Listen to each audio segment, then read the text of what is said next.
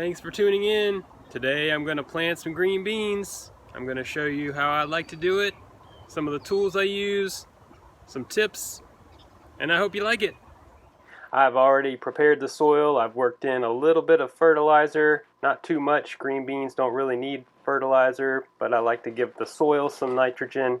I also added some compost in there, beneficial microbes, things that are going to help keep the soil alive.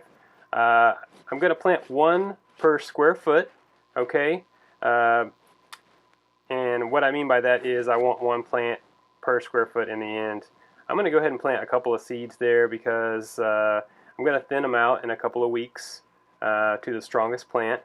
Once they get going, just kind of hedge your bets there. Sometimes you have insects come along or birds, so that gives you a little bit higher success rate. Okay, as you can see, I've already got some irrigation in the bed. There's 2-gallon emitters every 1 foot on these lines, and I've got 4 lines. This is a raised bed. It's 4 by 8, about 8 inches tall, and I have cultivated below the soil level there, about 4 to 6 inches, so pretty deep soil. Alright, no, I've got them planted, and I'm going to cover up with some compost. First, going to demonstrate how you screen compost over that bed. As you can see, it gets all over the place. I really just need to cover up that one little seed spot. So that's an alternate method where I've screened the compost into a bucket, and I'm just putting it on there more precisely. It depends on what you're planting. You know, if you've got things that are you're going to be broadcasting or planting more per square foot, you can screen it. Otherwise, you can target it with some pre-screened compost. Okay, let's talk about some of the things that I use to plant these seeds. First thing I'd like to point out, garden gloves. Protect your digits. You're going to need it for all kind of stuff later. That soil can be really abrasive. Okay, so protect your hands with gardening gloves.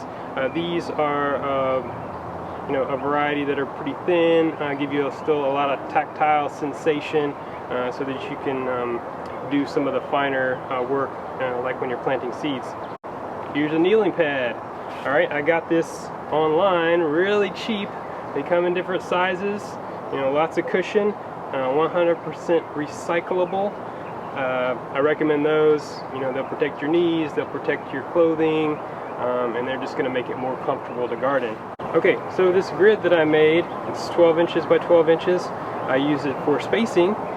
In the case of the green beans, you can plant 1 every 12 inches.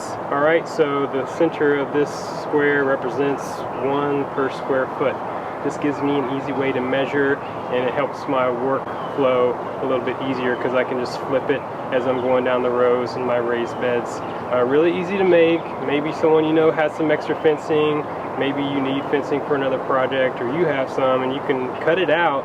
That's what I did, and it works, and they hold up pretty well. They'll bend really easily, but just take care of them. You can also modify them. This is not super fancy, but again, really cheap and helps with your efficiency. This one you can see 4 per square foot. Okay, so next thing you're going to want is compost for covering your seeds. Okay, that's going to give them some nutrients, as well as when you use a sifter like this, you're able to get a finer compost texture to cover those seeds, and that will help them emerge freely and start to grow and develop. So usually what I do is I'll sift the compost into a bucket. You can certainly just take this and sift it right over the bed. You'll just get compost more broadly, covering the surface area. That's more practical if you're doing, things that are, maybe 9 per square foot, and then you really get the coverage. But if you're doing 1 per square foot or something like that, and you pre-sift it, then you've got, something you can just get a handful and drop it over and be a little bit more conservative. Time to water these green beans.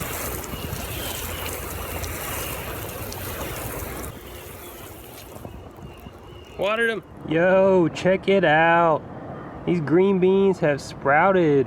I think just about every one of them. Planted them on Monday. Today is Sunday. We had a lot of rain this week, that helped. I got this wire sitting on top of the bed because I have a lot of feral cats in my neighborhood and they like to come dig in my soil. I put this wire on here until the seeds sprout, get growing a little bit, and then I'll take it off and do my mulch. By that time, usually the plants are mature enough and strong enough that they can withstand it if the cats do get in there and start pawing around. You know, what can happen is that they can dig up the seedlings when they're really little. You do have to watch out as the seeds sprout. If the wire is in the way, it could impede their growth or their development. And you don't want to leave it on there too long, because then it's kind of hard to get off and you can end up yanking some of the seedlings out of the soil. It's not practical for everybody, but I do it because like I said, I have a lot of neighborhood cats and they like to use my garden for other purposes. I hope you grow some green beans. Give it a shot. They're really productive. These bush beans will give you multiple rounds of production once they start flowering and making beans. You know, you need to pick them regularly, and they'll keep going as long as there are ideal conditions, weather, in the season. Okay, that's the green beans. Stay tuned. Thank you for watching my video on planting green beans. I hope I gave you some good tips. Leave me some comments below and please subscribe. Now get growing.